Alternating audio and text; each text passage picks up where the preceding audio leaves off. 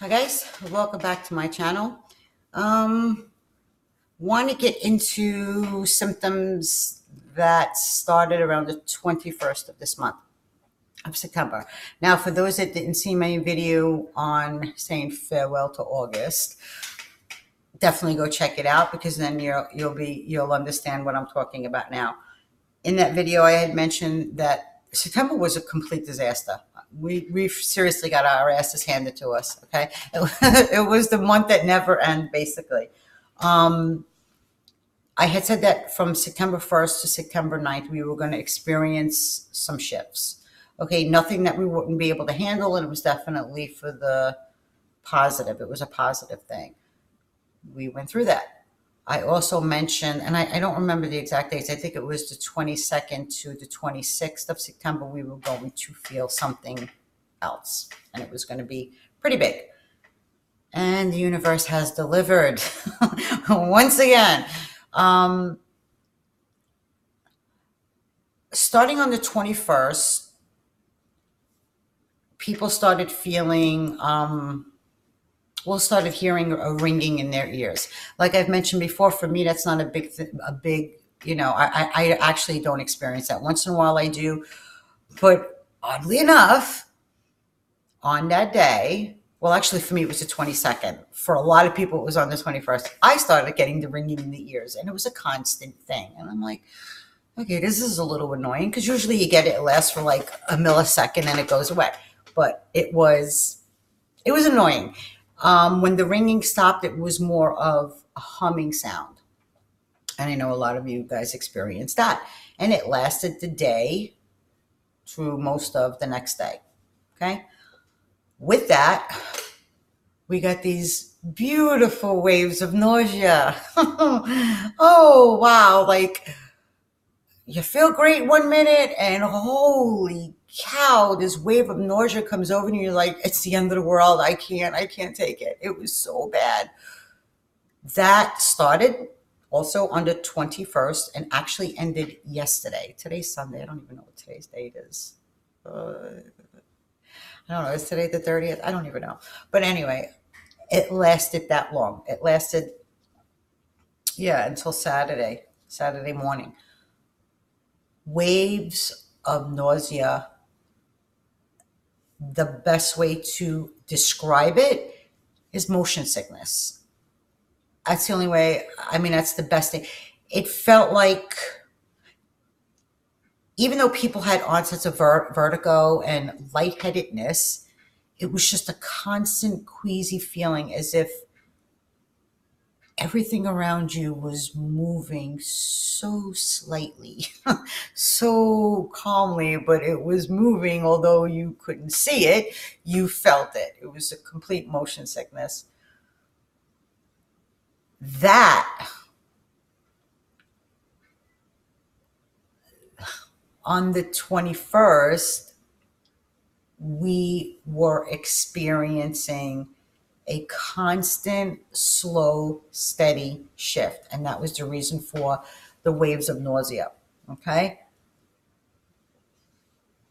You guys never experienced this before. We've never experienced this before. It's usually we get jolted and have a huge shift where we notice our surroundings have changed and people have changed, like really drastic jolts, or we have small little shifts where we look for the differences in things and if anything changed and we don't see it.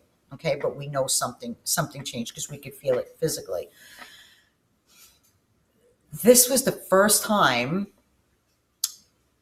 we had a good 7, 8 days of constant shifting at a very slow and steady pace. Okay. That it got to the point where we were all experiencing, like I said, that motion sickness. That was the reason for it. I find it interesting, that I said that this would happen, right? That the Schumann residents actually backed it up. Okay, backed up what I had said would happen in August, backed it up. I think it was the 22nd. Somebody had sent me an email of the Schumann residence, unexplainable like activity. We were getting slammed with something that no one's ever seen before. First time, no one's ever seen it. And it was a constant flux of whatever the hell it was. It was a constant. So you definitely, and I don't follow the Schumann residence. There are times when somebody will send me something, I'll be like, oh, that's interesting. Because I guess I am the Schumann residence. If I don't know, I feel it way before. But yeah, so that kind of validates everything that you guys have been feeling. Okay. With the wonderful waves of nausea came a really weird thing with your appetite. I mean, it's all affiliated. You would eat, hungry, like starving, eat, and all of a sudden want to puke. Just want to puke because, like I said, that slow movement of shifting, which we don't see, but our bodies were feeling it. Everything you ate, you wanted to vomit. Some people had no appetite, zero appetite whatsoever. Like they would get 5 minutes of, oh, I'm really hungry, I want to eat, and then go do something else for a quick second and completely forget that they were just going to get something to eat. Because if you don't act on that minute when you're hungry, you lose it. You lose your appetite. It's like being on a roller coaster ride. Another way to validate that slow moving shift is if you pay attention to your animals. Because for me, my poor Kiki was throwing up so much. And she's fine. She's playing, she's running around, she's being annoying, she's going to scratch my eyes out, the whole 9 yards, the same thing she always does, but was throwing up, would be laying there and just puke. So they felt it too. It was just a really uncomfortable feeling. The positive thing about it was that none of you felt that anxious anxiety through it. It was more of a calming, peaceful clarity and a detachment. Nobody from anyone that reached out to me, and it shouldn't be that anyone got anxious through that time. It was just kind of a different shift where we knew to just ride it. Just ride that wave and be calm, go with the flow, no resistance whatsoever, no anger. Oh, why do I feel this way? This is horrible, but nothing. We just went through it quietly as possible. We took everything it gave, everything it brought with it, and we kept ourselves in a tranquil state of mind, as if we knew this was important. It was important to ride it, not to resist it, to swim with the current, not against it. And now you're all feeling a lot better. Not exhausted, not, like, oh, what the hell was that? Kind of just a peace, just peace. Like, okay, it was okay. Along with that, a lot of you now are starting to really look at this and you're letting go of your routine. I've mentioned before, letting go of your routine is really, really important, because when you stay in that constant, I have to do this, pick up this, do this, that constant routine every single day, you're putting up barriers. You're not letting any kind of manifestation that you want in your life to come in. You have to get away from that. But it's happening on its own. That routine is being destroyed, whether you want it to or not. It's kind of just going away on its own. You're pulling yourself out, or the universe, God, whatever, is pulling you out of it. In other words, you wake up in the morning and you make a list of things that you have to do, and it's what you usually do on a Monday morning, blah, blah, blah, blah, blah. And you go to do the first thing, and then you find yourself sitting down on the couch, taking out a pad and a pen, and you're drawing because you like to draw and you haven't done it in years, and all of a sudden you're sitting there drawing. Or you're like, oh, I have to go to the dry cleaner before they close. And the next thing you know, you're putting on music and you're dancing. And, really like things that you just don't care. Oh, the dry cleaner closed. I really don't care. I have to do laundry because nobody in the house has clothes and the kids need clothes for school, blah, blah, blah, blah, blah. And you find yourself planting in the garden. It's like, whatever. So even though you are not able, those that weren't able to rip themselves out of their routine, it's being done for you. Don't question it, go with it, because even though you have other obligations and responsibilities, you will see that it's okay to go draw or write poetry or take a break and not do the laundry and not do this and not do it's okay. Everybody will be okay and things will work out. Okay?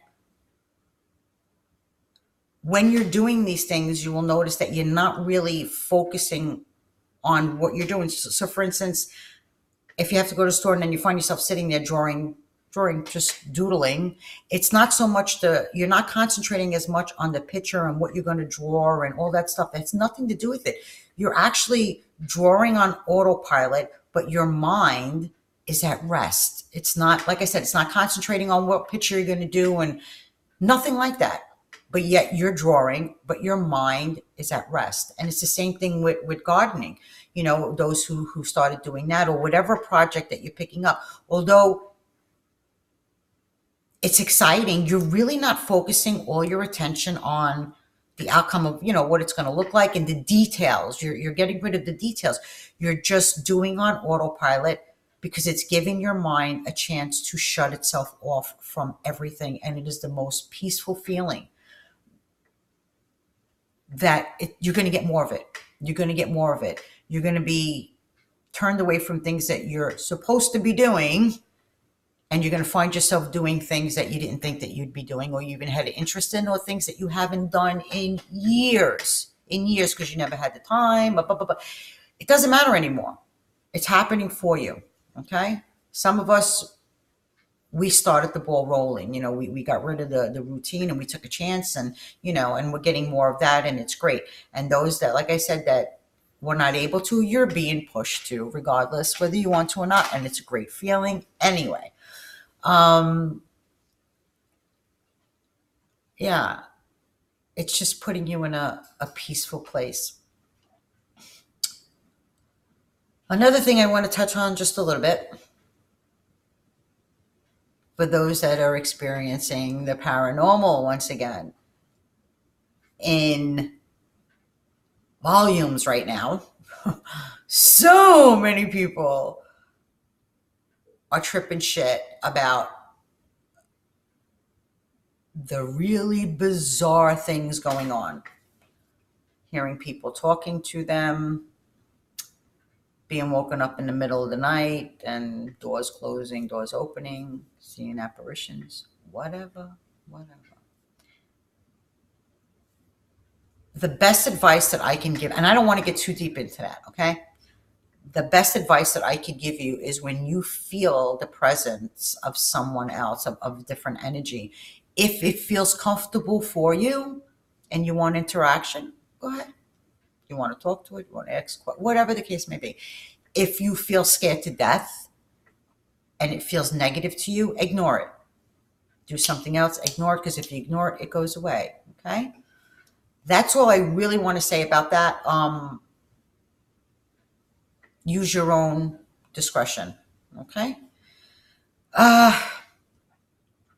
Another thing I want to touch on once again is the manifesting process.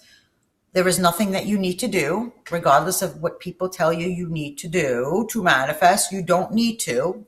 Doesn't work with concentrating and closing your eyes. Yeah, you could do it once in a while. It's all good. For the most part, your order is already in, like when the waiter takes your order, right, at a restaurant. The universe, God, source already knows what you want more of and what you don't want more of, what you don't want anymore, right?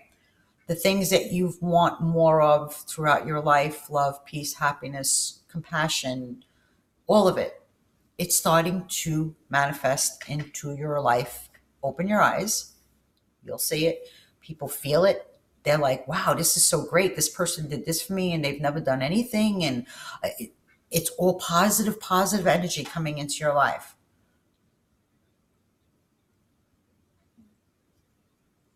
Be aware of it